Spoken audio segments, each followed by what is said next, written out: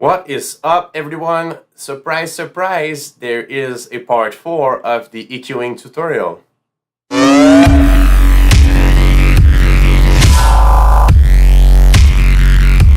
Welcome everyone, I'm Black Marvin, and this is the part 4 of the EQing tutorial. A couple of days ago, I was about to get to sleep, and I was so peaceful, and suddenly it hit me because we decided to do a two-part EQing tutorial series, and I just realized that I haven't talked about the dynamic EQing, which is dynamic EQing is EQing, and it's an advanced technique, but it's useful to know. So here we are at part 4 of the EQing tutorial.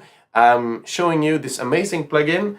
In part 3, actually, we used TDR Slick EQ, which is by the same company, and this one is Nova by TDR. This is a standard edition. There is a gentleman edition which has more feature and even more crazy. I have no affiliation whatsoever with the company. I just love those plugins and they are free. So the good thing is, like I said previously, when I show you this, you can start right away and using it. You just download it and you can start applying these tricks, applying these tips. Again, maybe in your digital audio workstation, you might have some built-in dynamic EQ. Good for you if it's the case. If it's not the case, you can start using Nova. I will show you on Nova, but once you get the idea of dynamic EQing, whether you're working on Nova or Ozone Dynamic EQ or any other dynamic EQ, the mindset and the logic behind it is pretty much the same. So let's dive in. Dynamic EQing, what it is, why, where, how. What's the difference between a dynamic EQ and a regular parametric EQ? Well, there's some compression aspect to it. You can manage how much you're going to reduce those frequencies, and sometimes also how much you're going to expand. Some dynamic compressor will offer expansion compression, so upward compression instead of downward compression. TDR, well, the standard edition, it offers downward compression. So with the normal parametric EQ, once you do that cut, let's say here, because TDR Nova can work in a normal parametric EQ way. Once you do that cut, well, those 6 dB you removed, they're gone. So I have a patch here we can work with, and I did it on purpose. It's called Too Bright Bro, because well, it is too bright. Did it on purpose to have something problematic we can work with. So it sounds like this.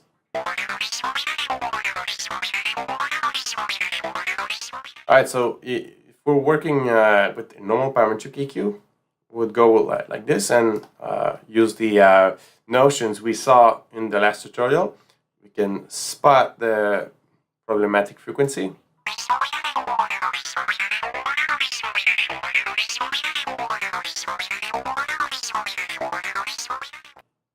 What a dynamic EQ offers you is more control on how much you're going to remove. All right, parametric EQ is good for precision EQing, like we saw in the last videos. But if you want to have just maybe more softer control over the dynamics, you can use a dynamic EQ. So I'm going to work on the same frequencies here that cause a huge problem, but I'm going to do it dynamically. So I'm going to use the threshold here. So now it's in dynamic mode, and it's kind of easy to see. First, let's not touch the threshold. There's nothing is gonna happen here. But the idea is that as soon as we're gonna lower the threshold, yeah, we actually see it here. Every frequency, all right, every value that's going to go up that threshold, it's going to be affected. All right, and it's going to be like a compressor. You're gonna have a ratio for every 2 dB that enters. There's only one that's going to be at the end. All right, so there's soft compression applied here. If you understand compression already, that's great for you. If you don't or kind of, but not so much. There's a trick I can give you. All right, you kind of need to see the threshold as a bear trap, and you know those values they kind of they go up and down, right? And the compression is the trapping. So as soon as those value they pass the threshold, well, the trap is activated. The attack is once those values they activate the trap. What's the time it's going to take for the trap to actually work? And the release is once the trap is activated, how much it needs to wait before it actually wears out. Definitely, if you can already start by understanding how the threshold and the ratio, how they work, how they affect each other, it's going to be a good start for you for understanding dynamic EQing.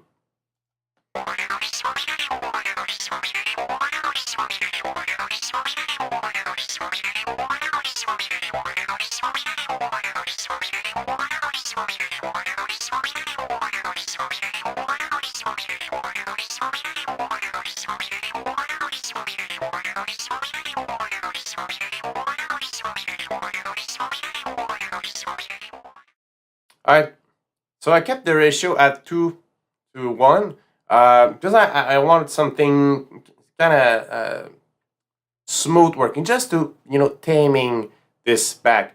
Working with a higher ratio would make it more noticeable and would remove more value, and that in this case that's not really what I want. The keyword for me with dynamic EQing would be control, while parametric EQ would be more like removing surgically some frequencies. So let's hear how it sounds now if we bypass it.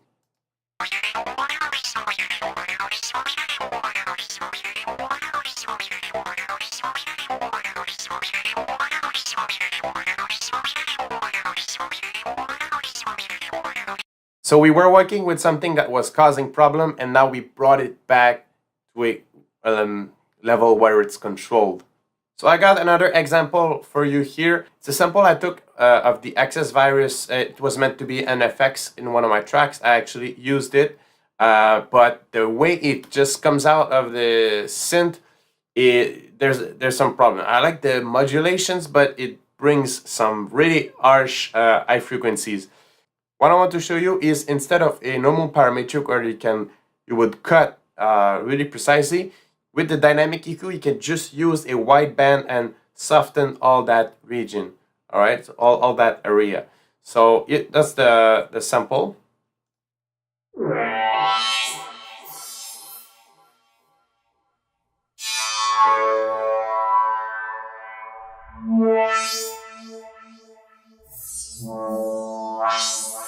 So what I'm going to do is I'm going to take the fourth band like as a shelf.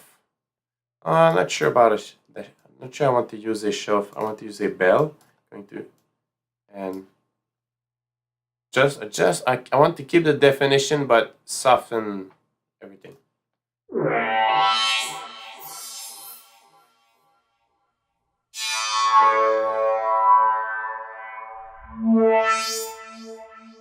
And why the dynamic EQ is really good actually in that for that example is because in that example it's like the sound is morphing and there's not some constant frequencies at that problematic spot. All right, it's not always there. But with the parametric EQ, if I do a cut, I'm cutting always, so I'm getting rid of those details that sometimes I want to have and other times are just too loud. So with the dynamic EQ, you can see it's not always working full on.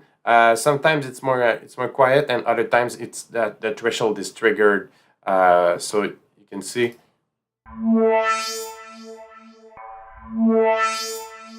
All right, the yellow band it's showing you when there's some gain reducing going on. So if we just listen to that part and pay attention to how the gain is being reduced.